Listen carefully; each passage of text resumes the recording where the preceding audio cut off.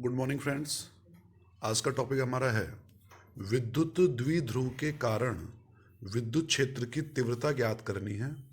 पहले वीडियो में हमने अक्षीय बिंदु पर ज्ञात किया था, अब हम इसको निरक्षीय बिंदु पर ज्ञात करेंगे। कहाँ ज्ञात करेंगे इसको? निरक्षीय बिंदु पर। तो शुरुआत करते हैं इसकी, फटाफट से देखिए एक बार। माना ए बी एक विद्युत द्विध्रुव है जिसके ए सिरे पर -q और बी सिरे पर +q आवेश स्थित है।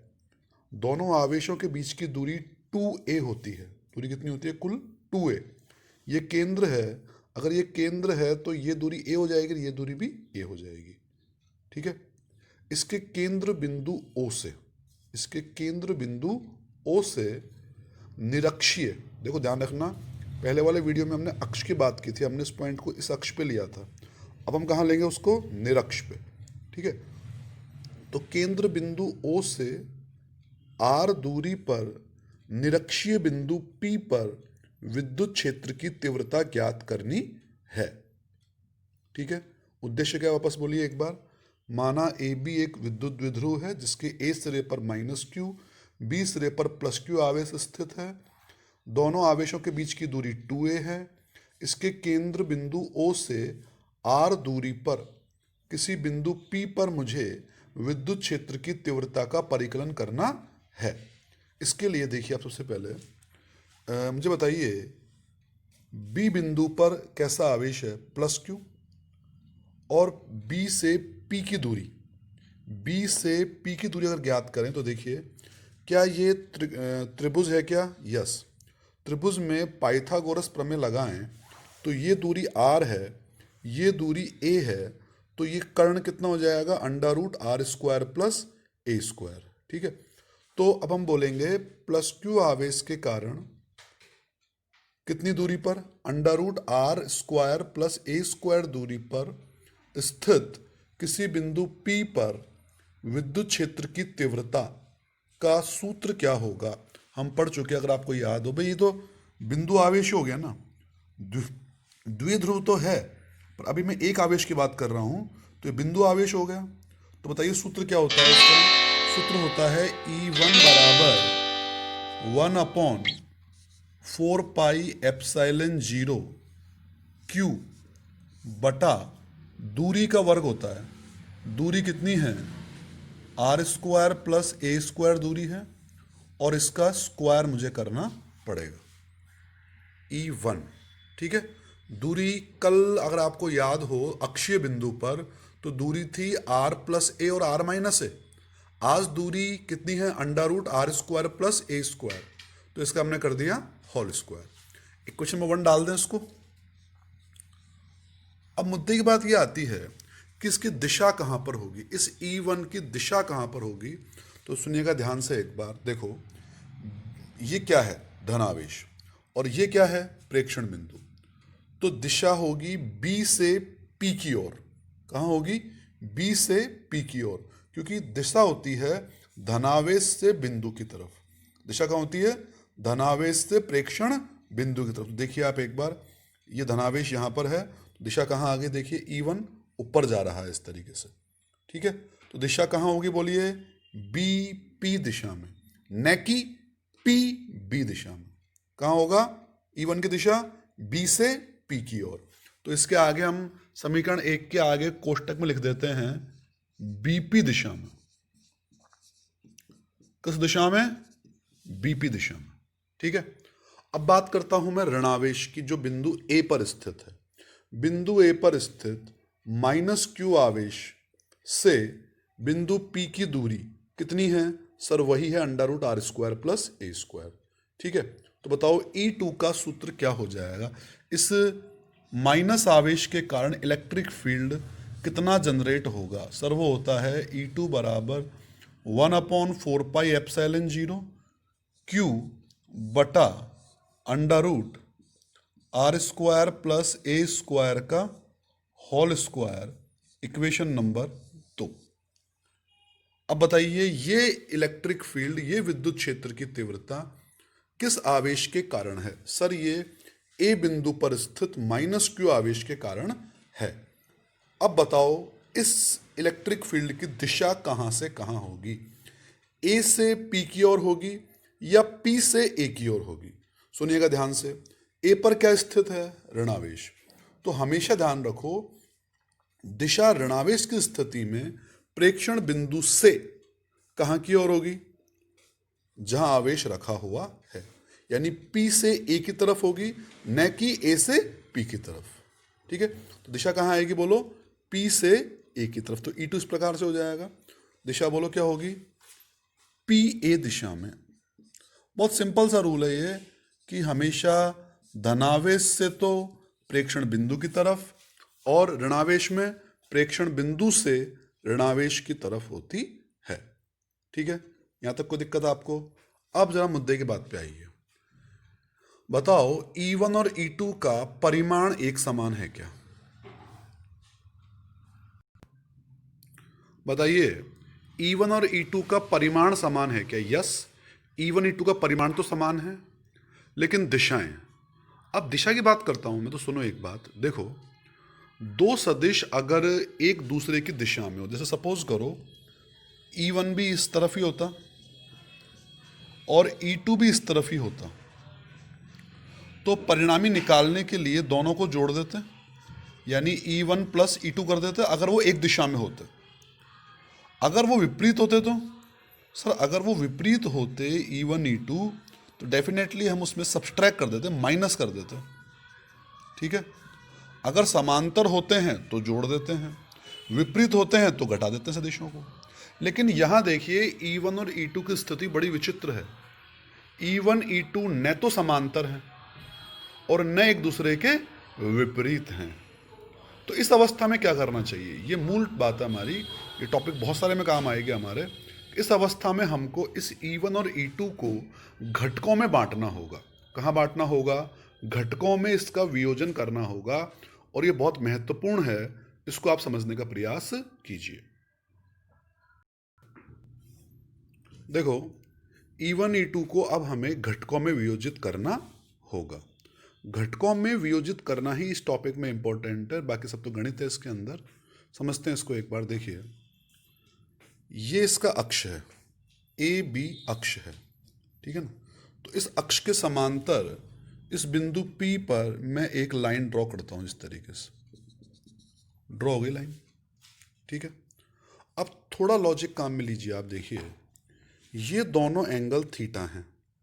ठीक, अब देखो, दो समांतर रेखाओं को अगर एक तिरछी रेखा काटती है, तो अगर ये एंगल थीटा है तो ये ऊपर वाला एंगल भी कितना होगा, डेफिनेटली ये थीटा होगा, क्योंकि दो समांतर रेखाओं को अगर एक तिरछी रेखा काटती है तो एंगल जो है वो सेम होते हैं। अब दूसरी बात और बताइए मुझे, देखिए, क्या ये आकृति जेड जैसी है क्या? यस, ये आकृति अगर जेड जैसी है तो ये कोण थीटा है, तो ये वाला कोण भी कितना होगा, थीटा होगा। ये दोनों कोण आप वापस समझ लीजिए। देखो, ये दो पैरेलल लाइंस हैं और ये तिरछी लाइन है, तो ये वाला एंगल थीटा और ये एंगल थीटा सेम होंगे। लॉजिक नंबर 2, ये जेड की शेप है, जेड की आकृति है, तो ये वाला कोण थीटा होगा, क्योंकि ये कोण भी थीटा है। थीटा निकाल लिया हम लोगों ने। अब आप बिल्कुल आराम से घटकों में वियोजन कीजिए। सदिशों का घटकों में वियोजन मैंने क्लास 11 में सिखाया था आपको, और वहाँ ये कहा था कि जो कोण दे रखा हो वो तो होता है कॉस घटक, और जो कोण नहीं दे रखा हो वो होता है साइन घटक। तो देखिए, सबसे पहले हम बात करते हैं E1 की। E1 जो है ये एंगल थीटा है, तो E1 का थीटा की दिशा में घटक, ये वाला घटक, बोलो क्या हो जाएगा सर? ये डेफिनेटली E1 cos थीटा हो जाएगा, क्योंकि कोण दे रखा है। और ये जो घटक है ये वाला, ये क्या हो जाएगा सर? ये हो जाएगा E1 साइन थीटा, क्योंकि ये कोण नहीं दे रखा। तो E1 को हमने दो हिस्सों में ब्रेक कर लिया। पहला E1 cos थीटा और दूसरा E1 साइन थीटा। सिमिलरली इसी प्रकार से अगर मैं E2 वेक्टर को भी दो हिस्सों में ब्रेक कर लूँ, E2 वेक्टर को भी अगर मैं दो हिस्सों में ब्रेक कर लूँ तो बताओ क्या मिलेगा हमको। देखो E2 का थीटा की दिशा वाला घटक यानी ऊपर इधर इधर जाएगा ना वो, ठीक है, तो वो कितना होगा सर, वो होगा E2 कॉस थीटा। कितना होगा बोलिए, वो E2 कॉस थीटा। और E2 का ये एंगल नहीं दे रखा तो ये वाला घटक कितना हो जाएगा, E2 साइन थीटा। E2 को भी हमने घटकों में बांट लिया। अब आपसे ये पूछ सकता है कोई, सब घटकों में बांटने से क्या फायदा हुआ। तो बहुत सिंपल सी चीज़ दिख रही है हम लोगों को कि जब हमने E1 और E2 को अक्ष के समांतर और अक्ष के लंबवत घटकों में बांट लिया तो हमारे पास ये चीज़ अब बहुत इजी हो गई। समझो कैसे, देखो E1 कॉस थीटा और E2 कॉस थीटा क्या दोनों एक दिशा में हो गए क्या? यस, दोनों एक दिशा में हो गए। और E1 साइन थीटा और E2 साइन थीटा दोनों परस्पर कैसे हो गए? दोनों परस्पर हो गए विपरीत दिशा में, ठीक है। अब इससे क्या फ़ायदा होगा सर? इससे फ़ायदा ये होगा कि ये दोनों घटक तो प्लस हो जाएंगे और ये दोनों घटक माइनस हो जाएंगे। अब इसमें एक बात सुनो, क्या E1 और E2 का परिमाण समान है क्या? यस, हम देख रहे हैं समीकरण 1 और 2 में जो मान E1 का है वही मान E2 का है, तो E1 E2 का परिमाण समान है। तो देखिए E1 sine theta and E2 sine theta, E1 E2 समान है तो E1 साइन थीटा और E2 साइन थीटा भी समान होंगे और ये परस्पर एक दूसरे से कैंसिल हो जाएंगे। E1 साइन थीटा फैक्टर जो है वो दोनों में कैंसिल हो जाएगा। बताइए कॉस घटक की क्या बात है सर? कॉस घटक दोनों एक ही डायरेक्शन में हैं तो डेफिनेटली ये जुड़ जाएंगे। तो ई कितना आएगा बताइए उससे, फिर ई आएगा, परिणामी ई जो बचेगा वो बचेगा E1 cos theta plus E2 cos theta. क्या बचेगा? ई बराबर बोलिए E1 cos theta plus E2 cos theta. Sine घटक कहाँ पर गए सर? साइन घटक आपस में निरस्त हो गए, ठीक बात है। ये घटकों में वियोजन क्यों किया हमने?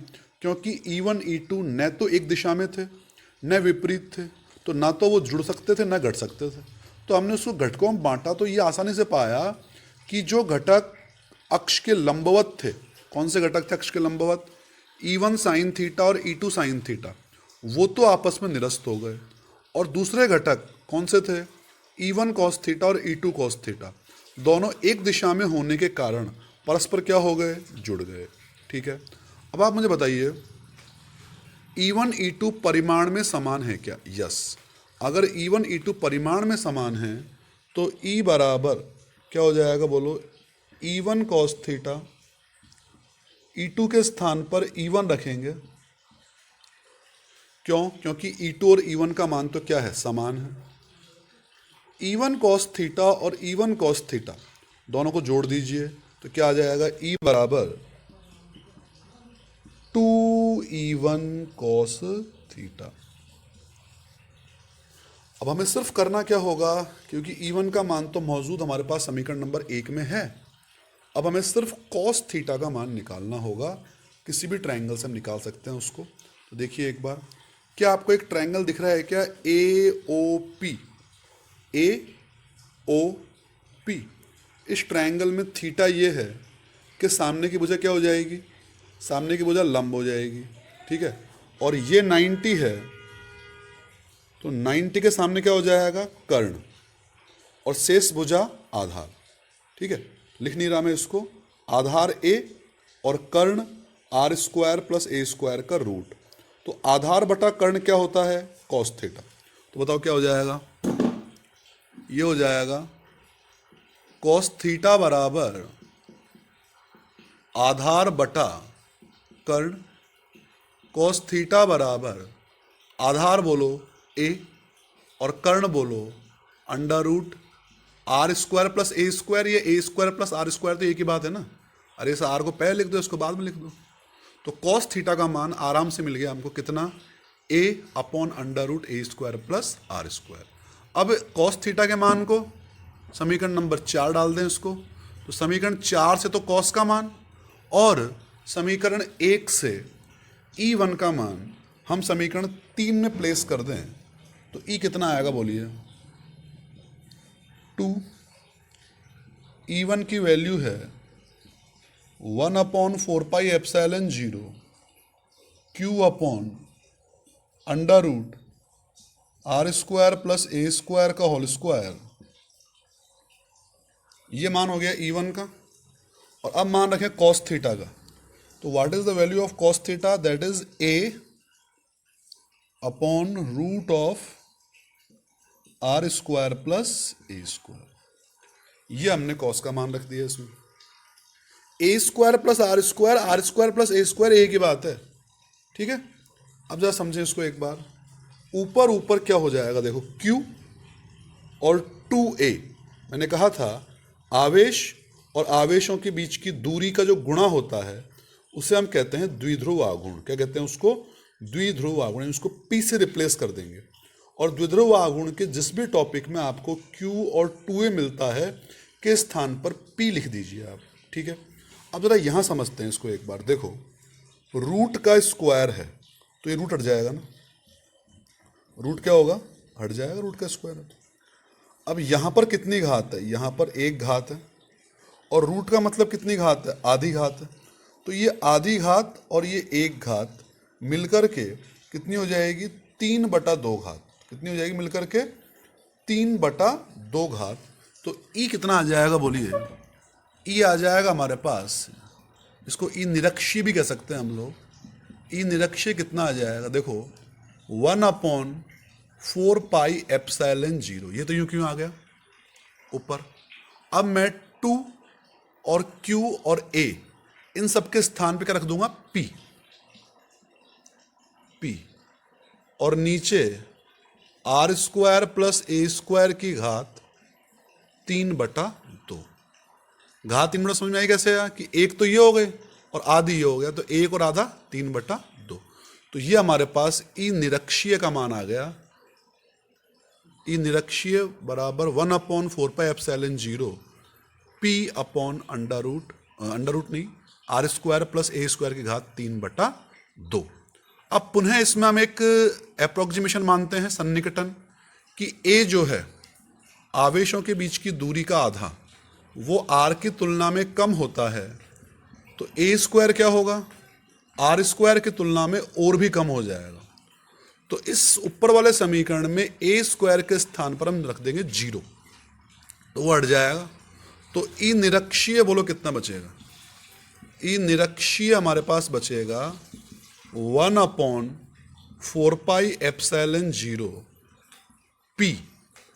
अब देखो R² प्लस 0 हो गया ना, ये तो की घात 3/2, तो 2 घात से ये 2 घात कट जाएगा, तो R की घात कितनी बच जाएगी? 3। और 1/4πε0 के स्थान पर हम लोग लिख देंगे K। क्या लिख देंगे? K। तो क्या हो जाएगा ये? KP/R³। E निरक्षीय क्या हो जाएगा? KP/R³। जबकि E अक्षीय क्या आया था? 2KP/R³। ये हमारे पास E निरक्षीय आया। तो देखो हमारे पास पिछले टॉपिक में पढ़ाया था मैंने आपको E अक्षीय, वो कितना आया था अल्टीमेटली? 2KP/R³ आया था। और E निरक्षीय जो अभी हमने इस टॉपिक में निकाला, E निरक्षीय, वो कितना आया? वो आया KP/R³। E अक्षीय 2KP/R³ और E निरक्षीय KP/R³। अगर दोनों का अनुपात निकालें तो इन दोनों का अनुपात आएगा 2:1। अनुपात क्या आएगा इन दोनों का? 2:1। तो E निरक्षीय अनुपात E अक्षीय अनुपात E निरक्षीय कितना आता है? 2:1। और ये हमारा टॉपिक खत्म होता है। विद्युत द्विध्रुव के कारण विद्युत क्षेत्र की तीव्रता किस बिंदु पर? निरक्षीय बिंदु पर, ठीक है।